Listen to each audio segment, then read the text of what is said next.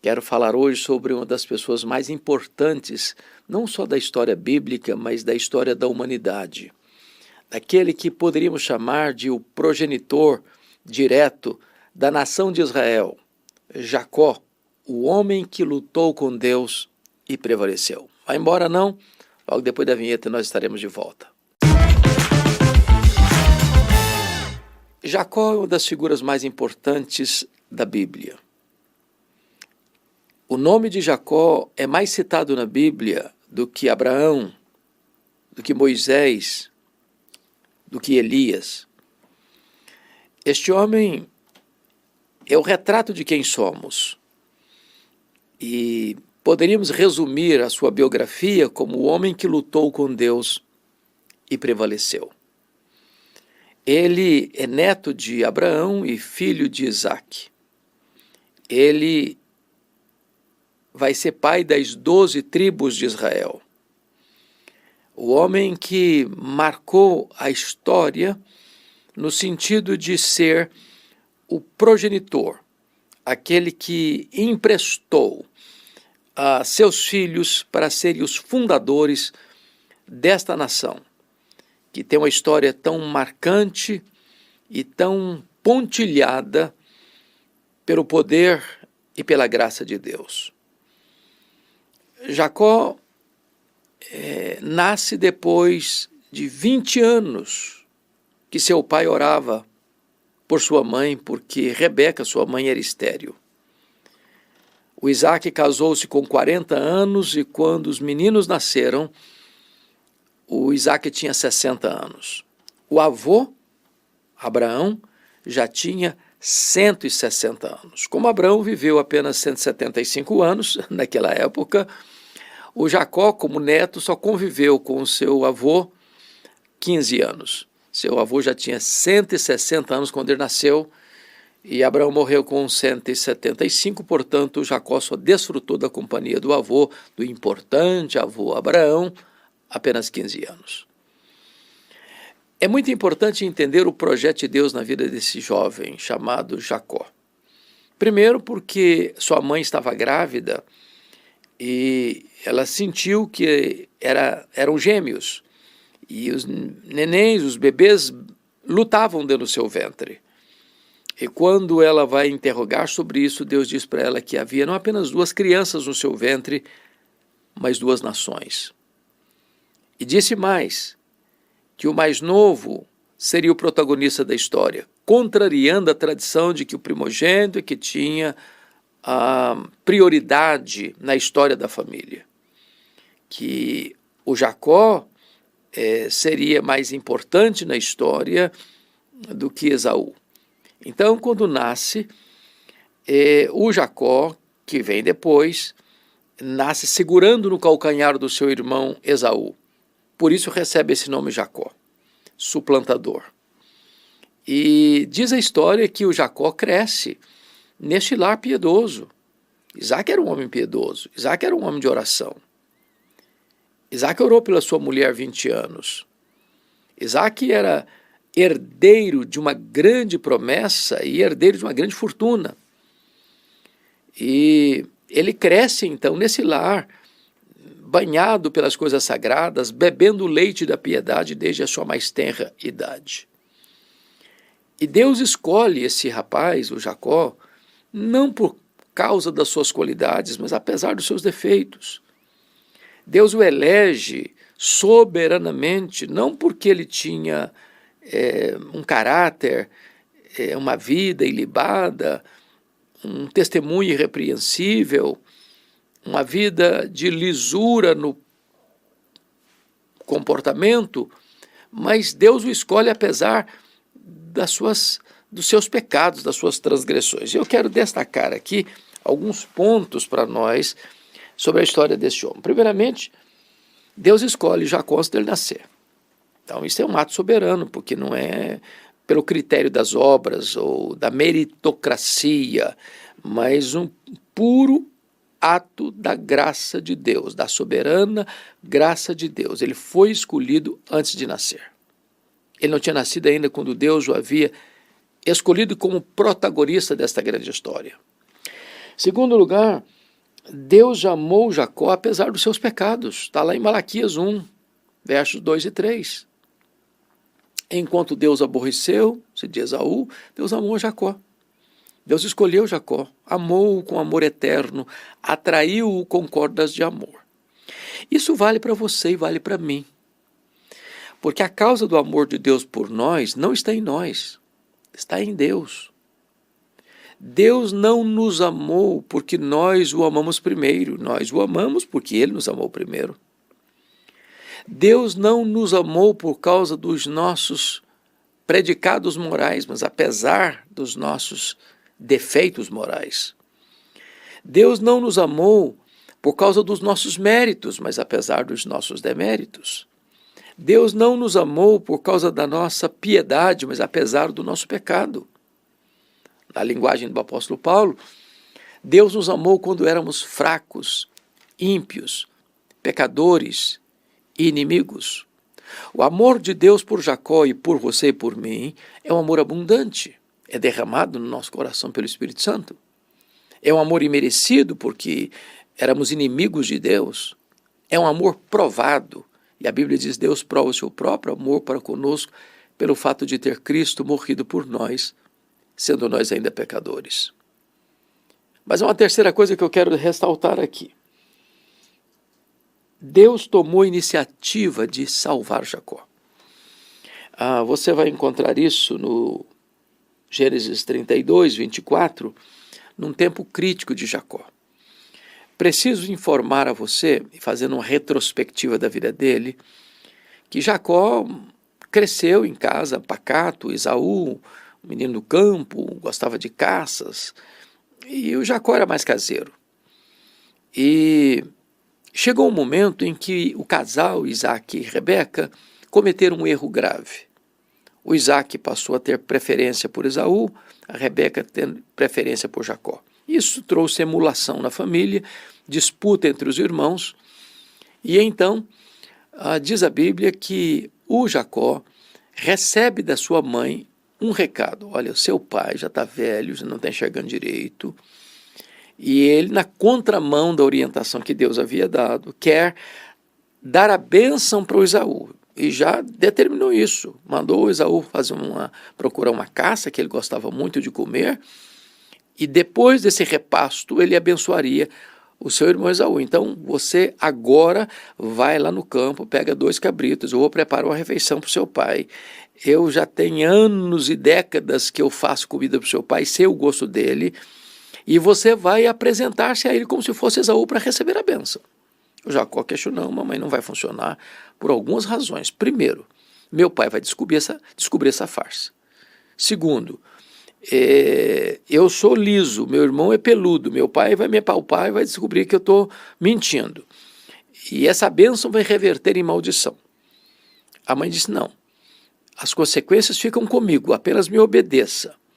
E diz a Bíblia então que o Jacó obedece à mãe, procura os cabritos, ela prepara a refeição, ela pega o pelo do cabrito e veste no Jacó, cobrindo as mãos, cheias de pelos, bota a melhor roupa de Esaú que ela tinha em poder dela, para que o pai cheirasse o perfume do filho, e assim o Jacó entra nesse teatro, o teatro da mentira, do engano, da farsa. E quando Isaac pergunta: quem é você que está entrando aqui no meu quarto? Eu sou Esaú, respondeu Jacó. E o Isaac diz: a voz é do Esaú, mas a voz é do Jacó, mas o cheiro que eu estou sentindo é do Esaú. És meu filho Esaú mesmo? Jacó respondeu: sim, eu sou, e mentiu, em nome de Deus, blasfemou. Logo em seguida, Esaú chega e o pai toma um susto, porque pensou que ele tinha abençoado Esaú quando estava abençoando Jacó. Isso gera uma briga, gera um ódio, gera um sentimento de amargura, um desejo de vingança. Vale destacar que a essas alturas o Jacó tem 77 anos, não era um garoto, não era um adolescente na barra da saia da mãe. Era um homem já experimentado, 77 anos. Você pode dizer: mas pastor, o senhor está chutando essa data? Eu falei: não, Estou chutando não. Eu vou só fazer uma breve conta para você entender, para entrar ainda no ponto que eu quero destacar. Ele sai de casa com 77 anos. Vai para Padã Arã. Trabalha 14 anos para ter o direito de casar com a Rebeca, porque foi enganado pelo sogro. Bom, se ele tinha 77, agora ele tem 91 anos. Veja bem, quando ele completa 91 anos, nasce o José. O José. Ele fica ainda mais 6 anos servindo a Labão. Portanto, ele fica em Padã Arã 20 anos. Se ele saiu com 77, agora ele volta para ter a experiência no Val de Jaboque com 97. O José tem 6 anos. Bom, nós sabemos, à luz da Bíblia, que o José foi vendido pelos seus irmãos para o Egito com 17 anos. Bom, se quando José nasceu, Jacó tinha 91, quando José foi vendido para o Egito, o Jacó tinha 108 anos, certo? 91 mais 17, 108. A Bíblia fala que o José ficou no Egito 13 anos padecendo, depois foi guindado à posição de governador do Egito, 7 anos de fartura, mais 2 anos de fome, quando os irmãos de José vão ao Egito e José leva a família para o Egito. Portanto, são 22 anos depois. 22 anos depois. Isso significa que Jacó desceu para o Egito 22 anos depois que José foi vendido para o Egito. Se ele tinha 108 anos quando José foi vendido, 22 anos depois ele tem 130 anos. É o que a Bíblia diz, ele foi levado para o Egito. Jacó, ele desceu ao Egito com 130 anos. Ele viveu 147, mais 17 anos no Egito e morreu. Então, quando o Jacó para no Val de Jaboque, com medo de enfrentar o seu irmão Esaú, que vinha contra ele com 400 homens, diz o texto, quem toma iniciativa nessa luta não é Jacó, é Deus. Está escrito aqui no verso 24. Ficando ele só, lutava com ele um homem até o romper do dia. Jacó tem 97 anos e ainda não era um homem convertido.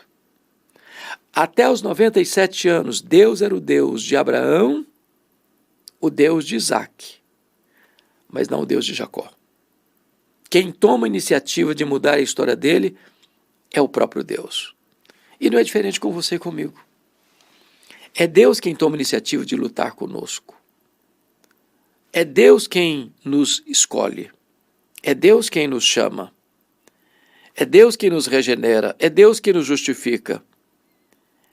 É Deus quem nos santifica. É Deus quem nos glorifica. A salvação é uma obra de Deus. Iniciativa de Deus. É Deus quem planeja. É obra e execução de Deus. É Deus quem executa. E também é Deus quem vai consumar a nossa salvação. Então, de ponta a ponta, a salvação é uma obra de Deus. Mas destaco aqui um quarto ponto. Deus não desistiu de Jacó, apesar da resistência de Jacó. Porque na luta lá no Jaboque, o Jacó não quis ceder. Não quis ceder. Lutou a noite toda, medindo força com força, poder com poder, destreza com destreza. A resistência de Jacó também é a nossa resistência. Quantas vezes o nosso coração é duro, a nossa cerviz é dura, somos rebeldes, recalcitrantes, não queremos baixar a guarda, não queremos mudança. E Jacó lutou até o romper da alva para não ser transformado. Porém, Deus não desistiu dele. Deus não desistiu dele. Diz a Bíblia que agora então, no romper da alva, o Senhor, que é descrito aqui como um anjo, mas é o próprio Deus, é o próprio Deus que está lutando com ele, feriu na coxa, deixou-o aleijado. E isso é o ponto que eu gostaria que você pudesse entender comigo. Deus não desistiu de Jacó, apesar da resistência de Jacó. Como Deus não desiste de você e de mim. Quantas vezes nós também somos duros de coração, cabeça dura. Lutamos não para sermos transformados, lutamos para não sermos transformados. Mas se a eleição de Deus é soberana e incondicional, a graça de Deus é irresistível. Porque Jacó agora reconhece a sua necessidade de salvação. Quando foi ferido, quando ficou aleijado, ele se agarrou ao Senhor e disse: eu não te deixarei ir se tu não me abençoares. Agora ele tem necessidade de Deus. Agora ele reconhece que precisa de Deus. Mas note comigo, em segundo lugar, que Jacó busca essa transformação com choro, com lágrimas. Está escrito lá no livro do profeta Oséias, capítulo 12, verso 3 e 4, que Jacó lutou com Deus, com lágrimas, pedindo misericórdia, reconhecido da sua profunda necessidade. Agora é o arrependimento verdadeiro. Agora é o choro do novo nascimento. Agora é a história de uma nova vida que começa. E este homem, no Val de Jaboque, sozinho, de madrugada, é transformado aos 97 anos de idade. Talvez você, como Jacó, é neto de crente, é filho de crente.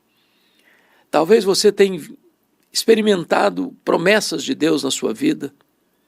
Talvez você tenha sido abençoado de maneira tão espetacular pelo próprio Deus. Talvez Deus tenha sido tão generoso cuidando de você, protegendo você, dando prosperidade a você, trazendo livramentos à sua vida, abençoando a sua vida.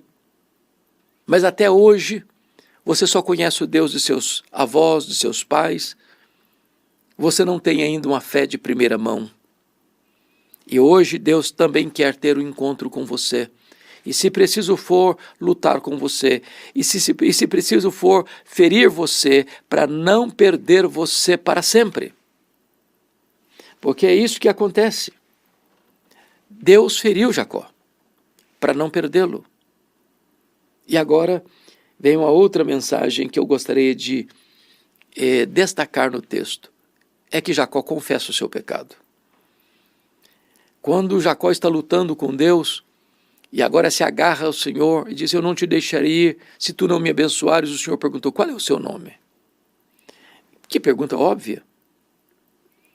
Óbvia demais. Será que o Senhor não sabia o nome dele? Por que perguntou?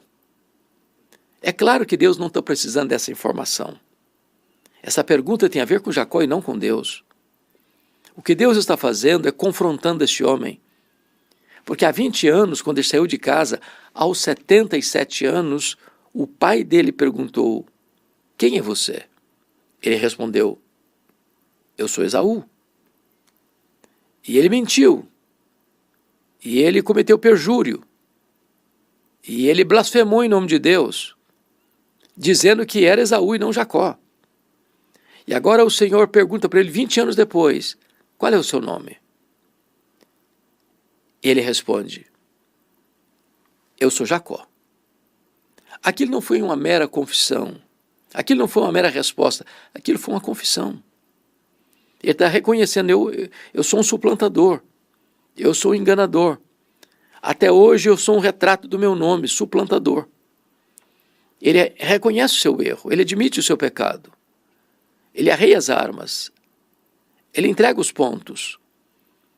Ele admite que precisa de misericórdia, que precisa de perdão, que precisa de salvação. Ele é um Jacó. E enquanto você e eu não reconhecermos o nosso erro, o nosso pecado, as nossas mazelas, os nossos deslizes, não temos condições de sermos abençoados e transformados. Porque a salvação passa pelo arrependimento e pela fé. Não há fé sem arrependimento, não há arrependimento sem fé. Então, Deus está transformando este homem aqui porque ele admite o seu pecado. Mas há um ponto que aqui é o ponto alto do texto é que somos informados no versículo de número 30 de Gênesis 32. Aquele lugar chamou Jacó Peniel, pois disse: vi a Deus face a face, e a minha vida foi salva. Ali aconteceu o milagre da conversão. Ali aconteceu o milagre da transformação. Ali a vida de Jacó foi salva, aos 97 anos. Um homem com família, com muitos bens, mas até então sem salvação. Essa é a história da salvação desse homem. O que vem depois é a história de um homem salvo, com problemas sim, com lutas também. Mas a primeira vitória que ele experimentou logo após a sua salvação foi a reconciliação com seu irmão. Ele estava tão preocupado, tinha trabalhado a noite inteira para dividir a sua equipe em vários grupos, para proteger sua família, diante do poderio de 400 homens que seu irmão estava vindo para encontrar-se com ele, e ele não sabia se para vingar-se, como havia prometido há 20 anos passados. Mas quando ele encontra com seu irmão, não tem espada, não tem guerra, não tem briga, não tem mágoa, não tem acusação, tem perdão, tem abraço, tem beijo, tem choro de alegria, tem restauração. É isso que Deus faz. Ele não só transforma a nossa vida, Ele transforma a nossa história. Ele muda o cenário. Ele pavimenta o caminho da reconciliação com aqueles que se declaravam outrora nossos inimigos. Dali Jacó vai para a região de Siquém, onde devia ter ido para Betel, e enfrenta uma grande luta, porque a sua filha única, Diná, é desonrada. E isso trouxe muita vergonha para toda a família. O rapaz capturou Diná, o rapaz violentou Diná, e o rapaz agora quer se casar com Diná. E a família, os irmãos de Diná, os filhos de Jacó, fizeram uma jogada para cima do príncipe de Siquém. Não, nós só vamos conceder casamento se este príncipe, seu pai, todos os homens forem circuncidados. Aceitaram a proposta.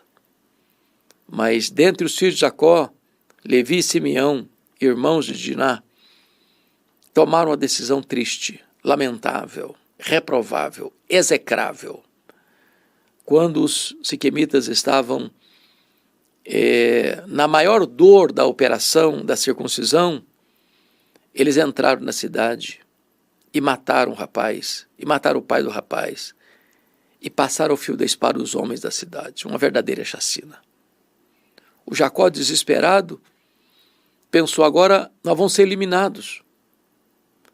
A revanche vai ser esmagadora. Chegamos até aqui para sermos mortos. Mas a graça de Deus ainda assiste Jacó e diz para ele: suba para Betel, tire as vestes sujas, lave as mãos ensanguentadas, arranque os ídolos do lar, acerte a vida, corrija a rota e suba para Betel. E diz a Bíblia então que Jacó sobe para Betel. E ao subir, Deus pôs terror sobre as nações e não se vingaram de Jacó. E Jacó levanta um altar ali em Betel, El Betel, o Deus da casa de Deus. E essa expressão numa língua oriental significa: eu te abençoo outra vez. O Deus de Jacó não é apenas o Deus das promessas, não é apenas o Deus do amor eletivo, não é apenas o Deus da prosperidade, não é apenas o Deus da salvação, não é apenas o Deus que pavimenta caminhos de reconciliação, mas é também o Deus da restauração. Talvez você que está me assistindo, mesmo sendo um crente, caiu, escorregou, foi ao chão, se machucou, está ferido. A vida parece que não tem mais sabor. O medo toma conta. O desespero se introniza. Parece que tudo foi de água abaixo, perdido. Mas eu quero dizer que Deus ainda não desiste de você. Deus é o Deus da restauração. Pois bem, a partir desse momento, então, a Bíblia começa a mencionar o Jacó, com os filhos agora crescidos, pastores de ovelhas, o José, que era o filho da esposa preferida, Raquel, já está grande, já tem 17 anos. O Benjamim, o caçula, nasceu quando a mãe morreu no parto. Então, esses dois meninos são o xodó de Jacó. E o Jacó não teve a sabedoria para educar esses meninos direito. Cometeu o mesmo pecado do seu pai, de ter preferência por um filho em detrimento do outro. Então, os irmãos de José ficaram muito irritados com José, porque ele era o queridinho do papai. Isso trouxe muitas angústias para toda a família. Até que o José, que recebeu um prêmio do pai, uma túnica de mangas compridas, colorida, que também não tinha tanta sabedoria e acabava usando a túnica e aguçando ainda mais a inveja e o ódio dos seus irmãos, tem um sonho. Um duplo sonho. E nesse sonho, toda a família, inclusive os irmãos, se prostravam diante dele. Isso gerou mais problema ainda, mais ciúme ainda, mais ódio ainda. E Jacó só podia ponderar isso no coração. Um dia os irmãos estavam apacentando ovelhas numa outra região, e o Jacó, sem tanta sabedoria, envia o José ao encontro dos irmãos para trazer notícia dos irmãos. O Jacó achou que os irmãos não iam fazer nada contra o José, era irmão, sangue do sangue. Quando José chega no local, os irmãos não estão lá, foram para outra região, para Dotã.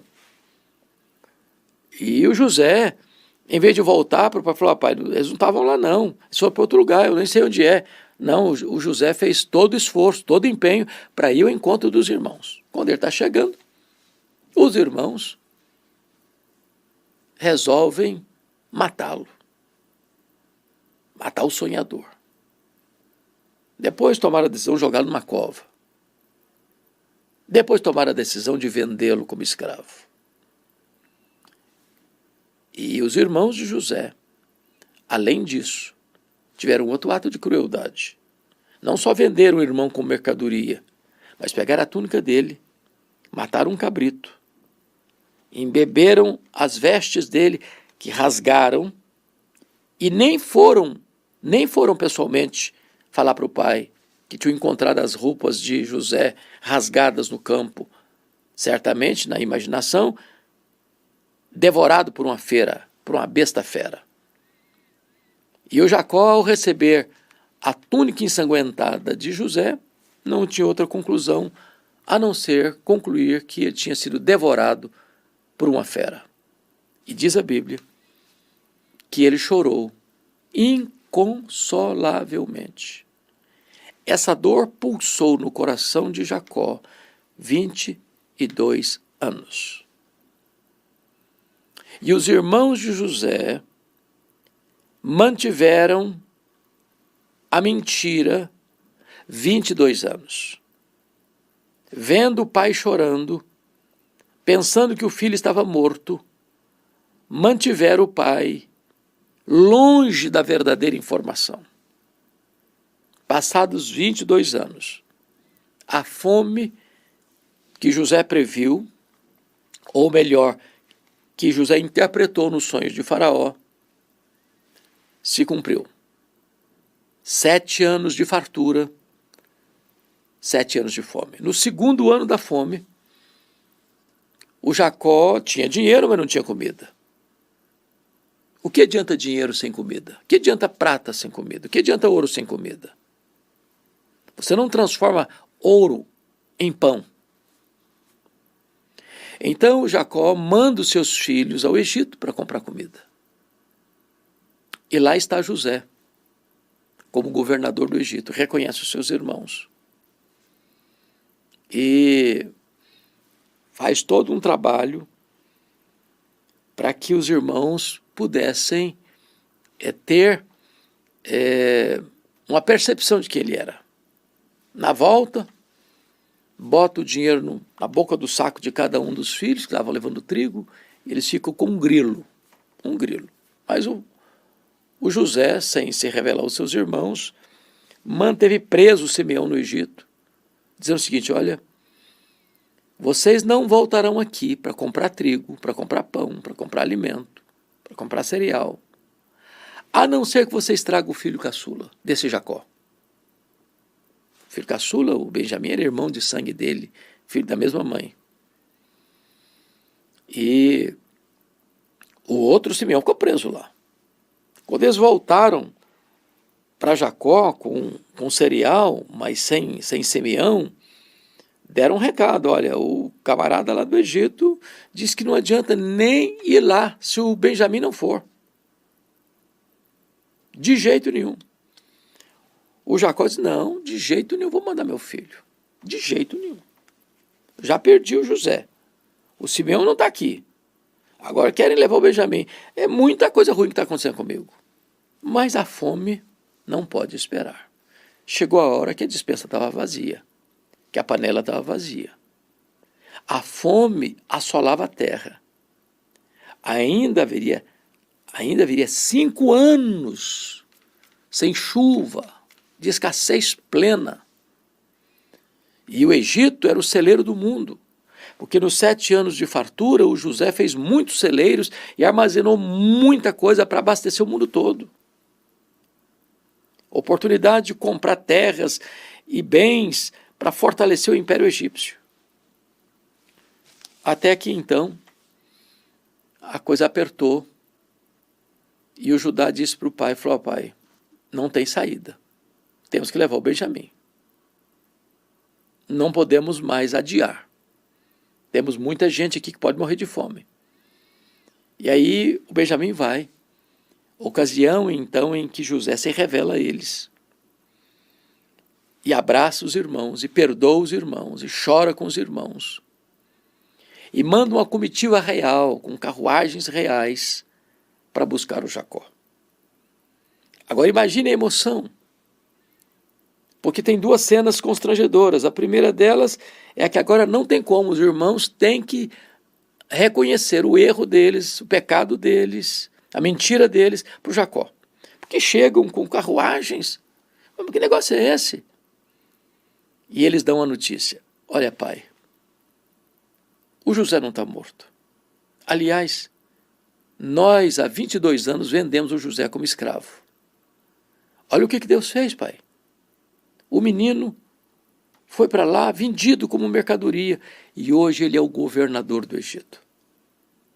E essa carruagem toda é que José quer que o senhor volte, vá para o Egito, desça o Egito com todas as pompas, com todas as honrarias. O faraó está nos aguardando e ele vai destinar para nós a melhor terra do Egito. Jacó vai. Encontra o seu filho José.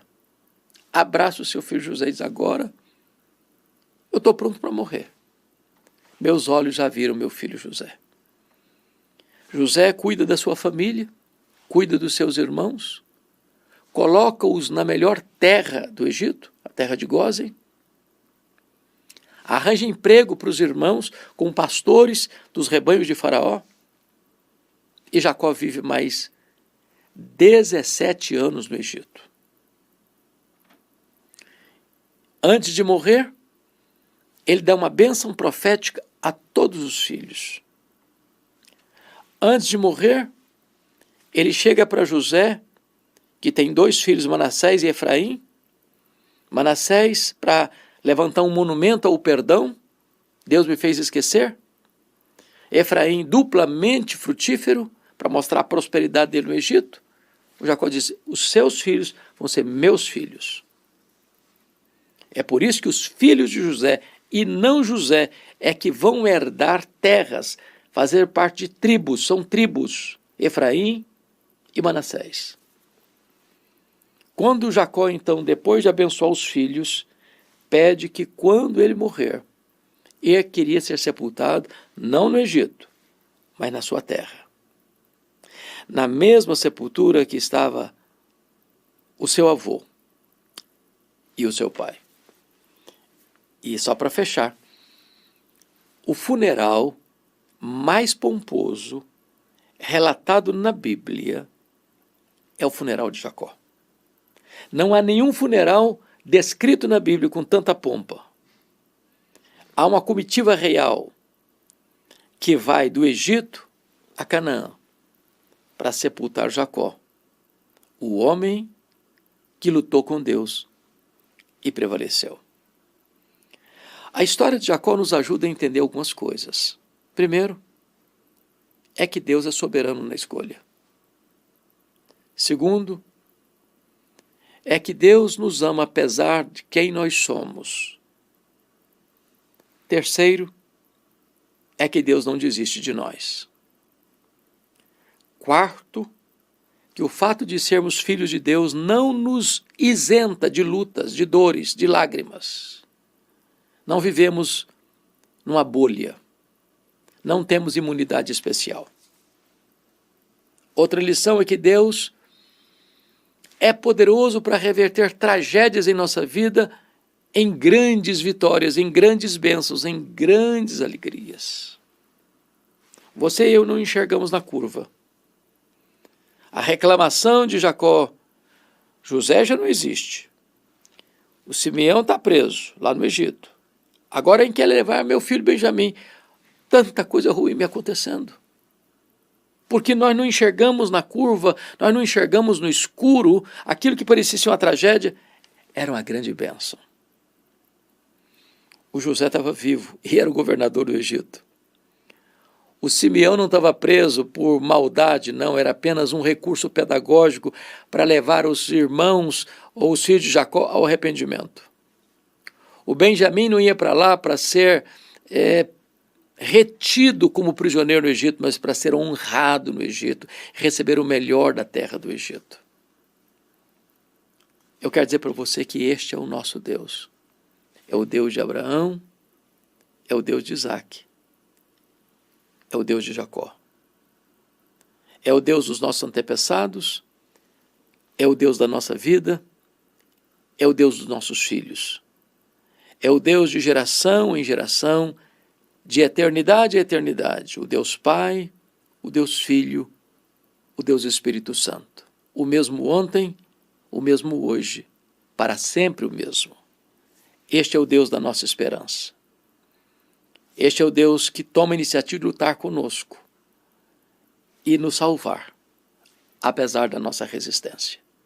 Que Deus abençoe sua vida, que Deus abençoe seu coração. Você e eu somos Jacó. A esperança para nós. Um grande abraço.